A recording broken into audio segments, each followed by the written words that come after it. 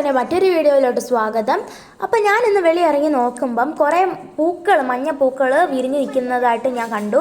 ഈ പൂവിൻ്റെ പേരറിയാമെന്നുള്ളവർ കമൻറ്റ് ചെയ്യുക. എനിക്കെന്തായാലും അറിഞ്ഞൂടാ. അപ്പോൾ ഈ പൂവിനെയൊക്കെ ഞാൻ പറിച്ച് കുട്ടയിലിടുന്നുണ്ട്. ഇത് നമുക്ക് വൈകുന്നേരം ദേവിക്ക് ഹാരമായിട്ട് കെട്ടിയിട്ട് കൊടുക്കാൻ എന്ന് ഞാൻ വിചാരിച്ചു.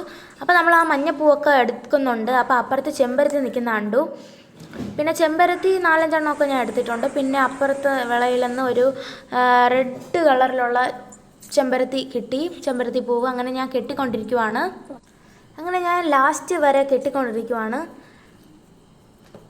കുരുക്കിട്ടിട്ട് അതിനകത്ത് പൂ വെച്ച് കെട്ടും. അപ്പോൾ ഇത്രയും റെഡി ആയിട്ടുണ്ട്. അടുത്ത് നമ്മൾ ഇതുപോലെ തന്നെ ചെമ്പരത്തീനെ റെഡിയാക്കി എടുത്തു. എന്നിട്ട് നമ്മൾ ദേവിയുടെ പടത്തിലിട്ട് കൊടുത്തു.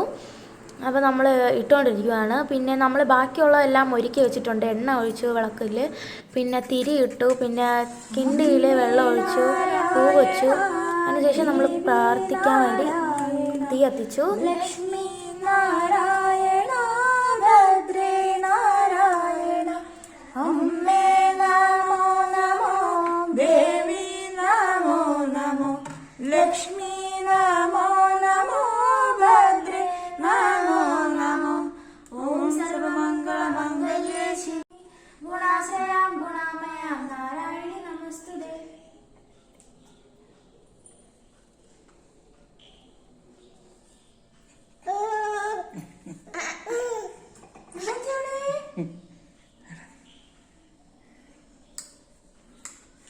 ഒരു തിരിയോടെ കൊണ്ടടി.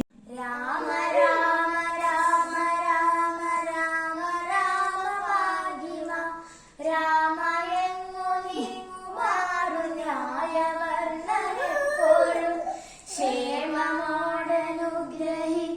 രാമ രാമ ഭാഗ്യവ അമ്മേ നാരായണ ദേവി നാരായണ ലക്ഷ്മി നാരായണ ഭദ്രേ നാരായണ അമ്മേ നാരായണ ദേവി നാരായണ ലക്ഷ്മി നാരായണ ഭദ്രേ നാരായണ.